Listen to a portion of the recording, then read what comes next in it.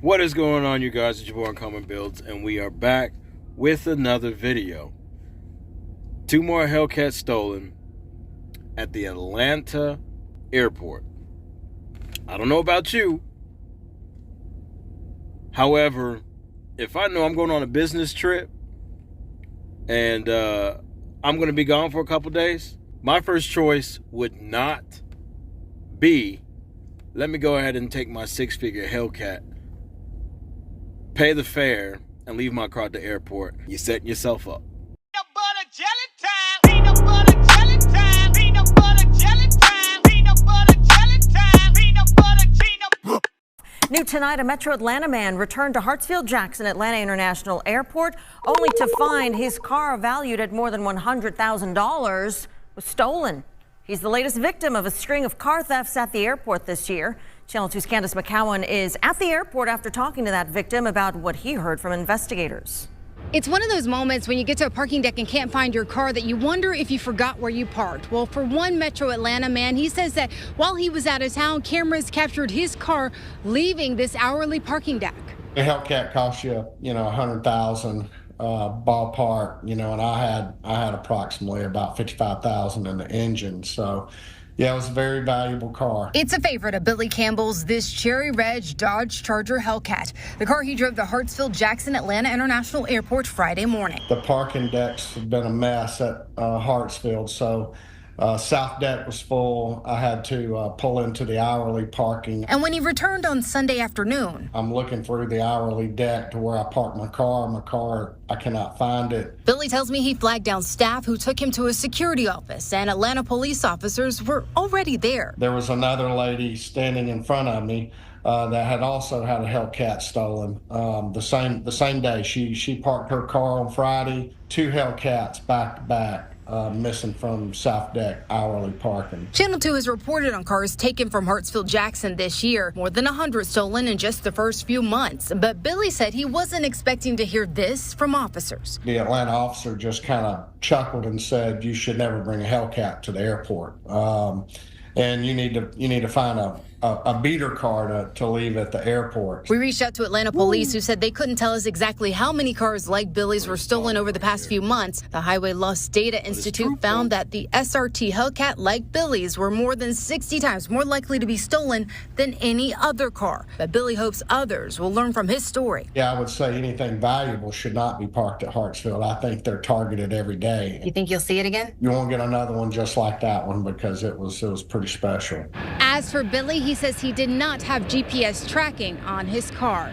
Here at Hartsfield-Jackson Atlanta International Airport, I'm Candace McCowan for WS. You know what really sucks about this is the fact that not only the comment from the officer, because I'm sorry, I'm going to have to agree with the officer on that. If he chuckled and said, "You shouldn't have left this, you definitely should not have left this Hellcat out here," he's 100% right. Absolutely right. Why not take an Uber? Everybody knows, everybody and their mama knows, Hellcats, Scat Packs, Last Call Editions, they're all basically hot cars that people like to steal. But for some reason, why take one of these specialty cars, or just take this car in general, to Jacksonville Airport? Already, to me, I feel like the airport is a hot spot anyway. That there's somebody up there, or somebody who works there, or somebody who goes in there, pays the fare just to scope around to see if they can find a specific car. It's logic sense. It's logic sense. If, we'll say, if I was a thief, right? And there's a specific car that I want to take, or a specific car that I'm trying to find, I may drive around a little bit to see if I can find it somewhere in some of these neighborhoods or whatever. But 9 times out of 10, a lot of these nice cars are either in garages or they're in a storage facility, right? Or they could be at an airport and somebody's gone on a business trip. And would you look at that? That is a easy lick.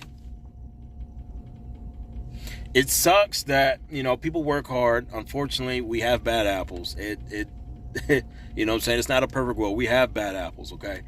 And the fact that somebody took this person's car and that lady's car, both Hellcats, and God knows where they are. I'm pretty sure they've been chopped, stripped. The engine probably got put in a Toyota somewhere, maybe a Honda Civic. We don't know.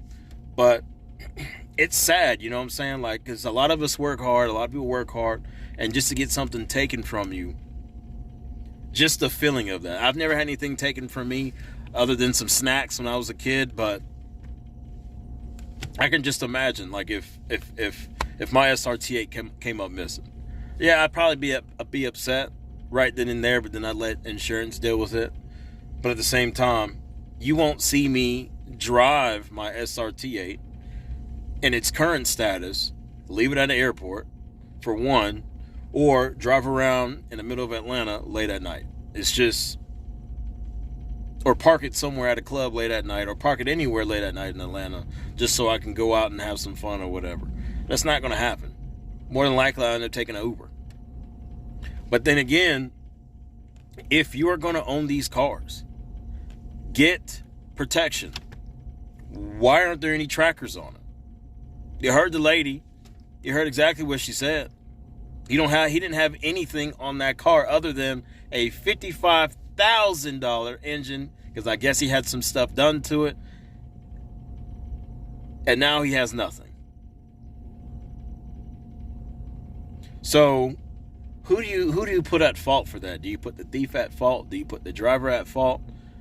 Or is it a 50-50?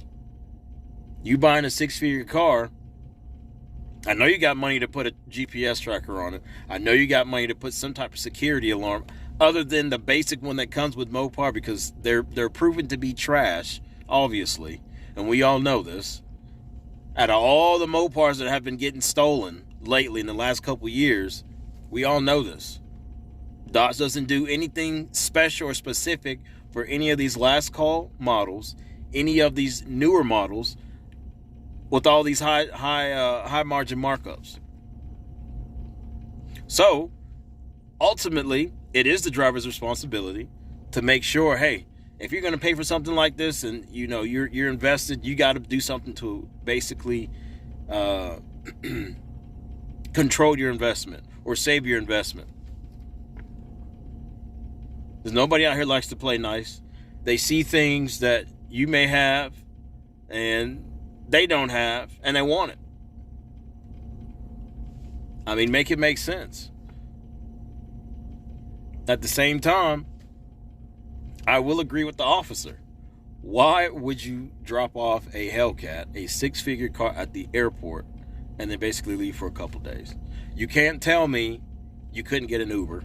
You can't tell me you couldn't get a ride from a friend or whatever the situation may be. Get there by bus.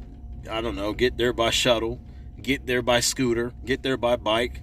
I mean, there's all other types of transportation that, you know, anybody could take to get to the airport. But to leave a 6-figure, and I'll be honest with you, as many times as I've been to the Atlanta airport, because I have flown a lot of times, back and forth to Puerto Rico, California, yada, yada, yada. All over the place, okay?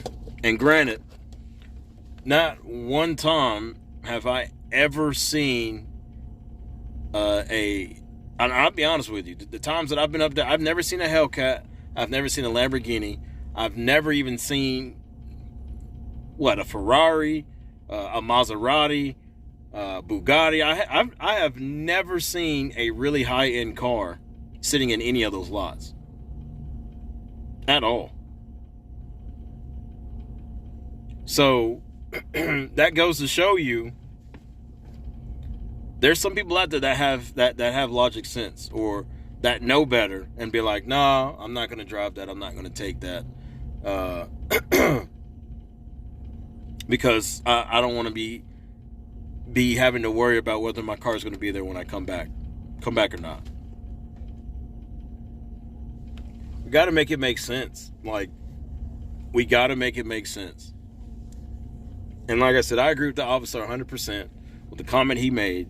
Yes, that's not the comment, you know, anybody wants to hear right then and there, but then it's logic sense.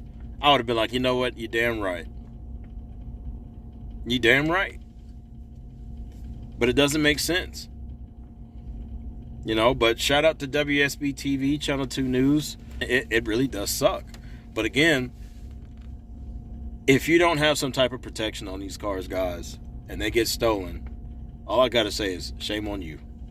That's all I'm saying. Y'all let me know what you think. See you on the next one. See you when I see you. Peace.